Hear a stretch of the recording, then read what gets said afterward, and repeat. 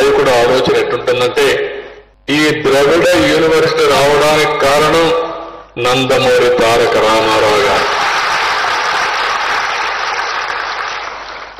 ఆయన ఆ రోజు మేమందరం కూర్చొని ఆలోచించాం.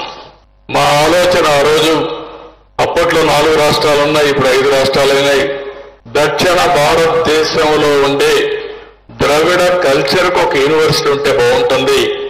మన సంస్కృతి సాంప్రదాయాల్ని కలిసి ఐకమత్యాన్ని పెంచే విధంగా ఉండాలి.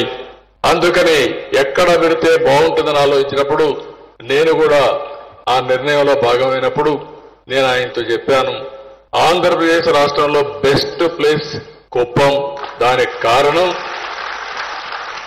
ఒక పక్క తమిళనాడు, ఒక పక్క కర్ణాటక, కేరళ ఎటు కలవలేదు కాబట్టి 4 రాష్ట్రాలకు అనువైన స్థలం కుప్పం అనే నియోజకవర్గంలో ఈ గుడిపల్లెలో ఈ ద్రవిడ యూనివర్సిటీ పెట్టామని చెప్పి కూడా నేను మీకు తెలియజేస్తున్నా. తర్వాత నేను వచ్చిన తర్వాత దీన్ని ఏ విధంగా అభివృద్ధి చేయాలో మళ్లీ అభివృద్ధి చేశాం.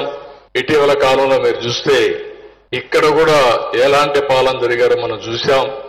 విశ్వవిద్యాలయాలు దేవాలయాల వరకు చూసుకోవాల్సిన ఈ విశ్వవిద్యాలయాల్లో రాజకీయాలకు క్షేత్రాలుగా మారిపోయిన పరిస్థితి, చాలా సమస్యలు వచ్చే పరిస్థితి వచ్చాయి.